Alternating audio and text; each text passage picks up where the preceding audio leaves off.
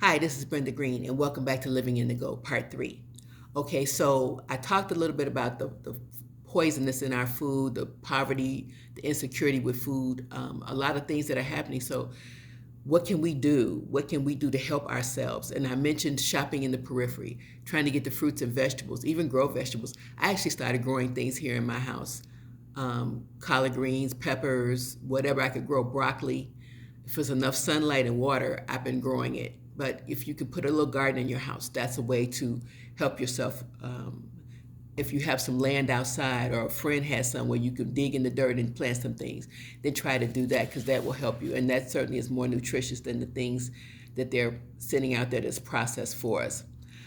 Another thing that you can do to help yourself is learn how to read a label. So if you are going to buy the processed foods, you want to make sure that you understand what you're getting. A lot of times people just buy a product and bring it home and they don't realize all the stuff that's in there, the additives that's just no good for you. I'll give you an example. The only canned food I buy is tuna, and I get lime pole if I can, low mercury. So I look at the label to see what is in it. I get tuna that's packed in water and those kind of things. So read your labels. So when you're reading a label, there are a couple of things to look out for. The first thing is to start with the serving information. So you may get a small can and you think, oh, I can eat this whole can because you misread the label and you think maybe it's only 100 calories for the whole can, when the reality is it's the serving portion. So when you look at your label, the first thing to look at is the serving. How much or how many servings are in the can? So if a serving is 100 calories, but you look at the serving amount and it's like 3 servings in that can, if you eat the whole can, that's 300 calories. So you get the picture. So first thing is to look at the serving information. The second thing is to check the calories per serving. That will help you in terms of how you figure out how much of that you can eat. The third thing, which I think is the most important, is to check the key ingredients.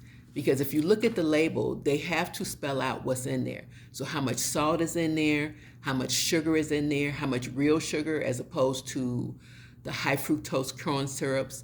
All of that is listed on the label, so you want to look for those. You want to avoid trans fat. Now, I'm not saying avoid fat because actually some fat is good for you, contrary to what people say, but it's the trans fats that you have to watch out for. The partially hydrogenated oils, they are no good for you. So you want to look at that list of ingredients to see what's on there.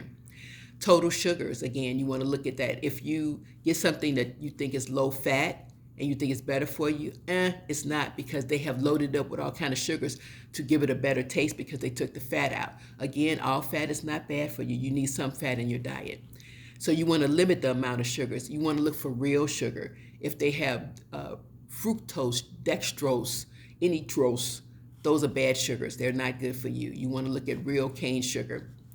You want to compare the label on different brands. Some brands might be better than others. So you want to check the ingredients to make sure you're getting the best possible thing that you can if you are going to get a packaged food. And you want to get enough of the beneficial ingredients. And what I mean by that, if it has vitamin C in it, if it has calcium, iron, potassium, all of that is going to be listed on the label, and that's something that will be helpful for you.